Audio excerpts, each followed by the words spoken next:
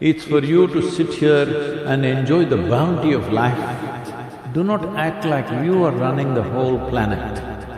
Human being means one who knows how to be. People's idea of education is information. We are mistaking information for intelligence. Mind is like a cloud, you can make it any shape. So, your sense of happiness is only when everybody is doing worse than you. What kind of life is that? Have you ever thought about how this universe functions? And what is your role in this universe?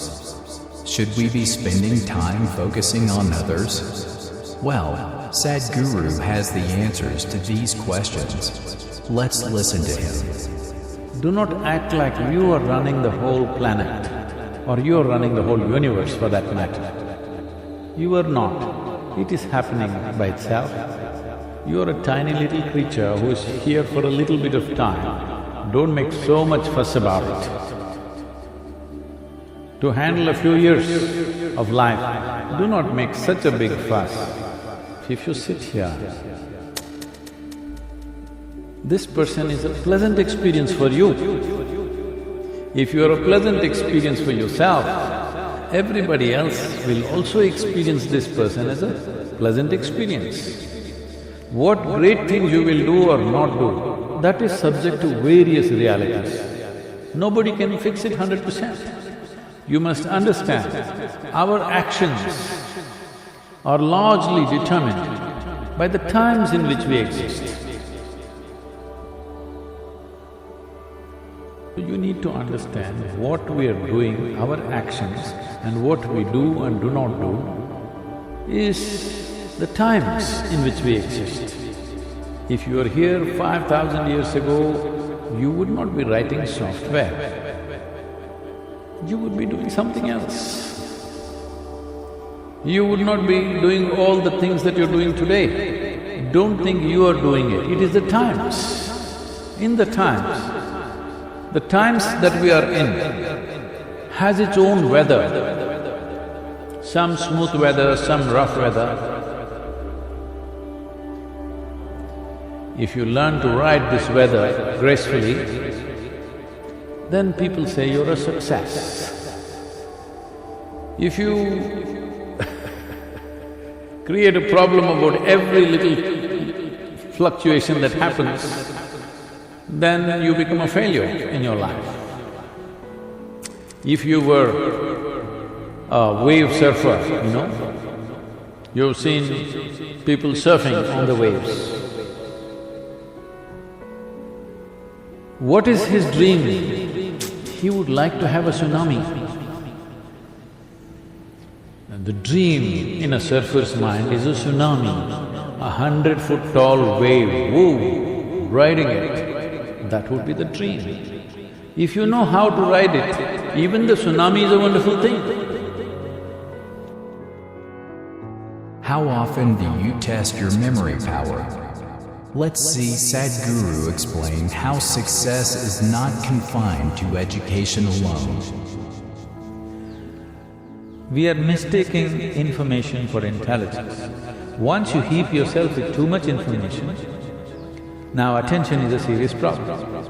Once you have no attention, once you have no ability to hold your attention, you have lost your ability to access your intelligence also. You will just churn out the information from memory. In the yogic system, there are four main aspects of the mind. I'll not go into the detail, but the memory part of the mind is of least importance. It's the chitta, which is connected with the consciousness, which is most important. If you find a shape for your chitta, that shape will manifest always, because it's empowered by life-making material which for lack of words we're using the word consciousness, that which is the basis of life. Once your mind is yoked to that, then what shape your mind takes? Mind is like a cloud, you can make it any shape. You can make it godlike, you can make it a devil out of it, you can make a pig out of it, you can make whatever out of it, It's a nebulous thing. So what shape you give to your chitta, it will always manifest in the world. because it's empowered by life-making energy behind it. So that is the most important aspect of the mind, not the memory. There's a beautiful incident, you heard of Andrew Carnegie. When Andrew Carnegie started his enterprise, in a short span of time, he became so super successful and made so much money. At that time, okay, this is not the age of Google or Facebook or Twitter where in 2 years they become multi-billionaires and all. Those days, people had to set up manufacturing this and that and make money, which would take decades or generations. So this guy made so much money in a short span of time, people suspected, the US government suspected he's doing some malpractice. So set up a Senate investigation committee. So they questioned him in every way possible and they found nothing wrong with his business. Then they asked, how do you manage to make so much money and be so successful? So Andrew Carnegie said something very simple. See, I can keep my mind focused on something for 5 minutes at a stretch. 5 minutes.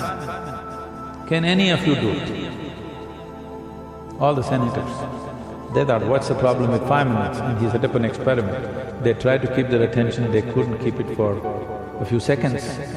One moment here, one moment there, this is the fate of most human beings. So then he said, you should not be running United States. All of us must have competed for something or the other. According to Sadhguru, here is something we should never compete for. Life is not a competition, life is not a race. If life is a race, you must get to the finish line soon. Hello? If you think life is a race, you must be at the finish line today. I can tell you how. You want to go there? No. This is not a race. This is a tremendous privilege that we have come as human beings. This means our ability to experience life is of a much larger proportion than any other creature on this planet. That is the significance of who we are. Yes. We can experience life in many more vivid ways than how an ant can experience, how a grasshopper can experience, how somebody else can experience. This is our privilege. Instead of experiencing life, we are trying to win the race. If you win the race, you should be in the crematorium today. Which will help improve yourself, focus, or attention. We clear this doubt by listening to what Sadhguru has to say. If I had only focus, without the general attention about everything around me, indiscriminate attention I'm talking about. Attention not even about something, just being attentive only because there is a certain level of attention and awareness within you, you even know that you exist. Otherwise, let's say in sleep, in your experience, neither the world exists nor you exist. All that's happening is there is no attention. Because there is no attention, there is no perception of any kind. So first thing is attention, that there is a general grasp of everything. Then there's a particular interest. Then we focus it down to that particular interest. We are focusing on something only because our attention is not keen enough. If our attention was very keen, you would not need to focus on anything.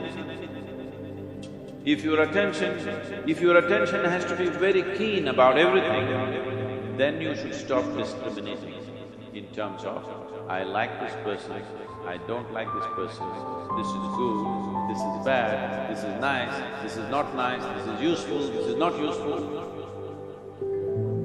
If you do not make any kind of discrimination, you just work on your attention, not about being attentive about something, just being super attentive, not about anything. See, right now if you increase the voltage in this hall where you're sitting, when light comes on, light is not thinking in terms of whom should I focus on. When light comes on, everything that is there in that room will be seen. This is important. This is a very important aspect of yogic process is that we go on working on our attention, that we keep on keying up our attention to a higher and higher level, a higher and higher voltage and intensity. How focused are you after watching this video? Share your thoughts in the comments section. Feel free to watch the videos shown on the screen right now. Thanks for watching.